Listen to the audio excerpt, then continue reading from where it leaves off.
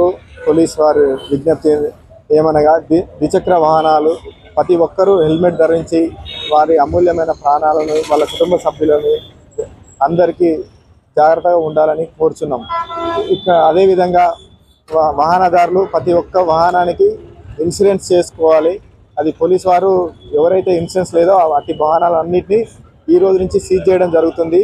అదేవిధంగా ఎవరు కూడా ప్రతి ఒక్కరు కూడా తాగి వాహనాలని డ్రైవ్ చేయకూడదు.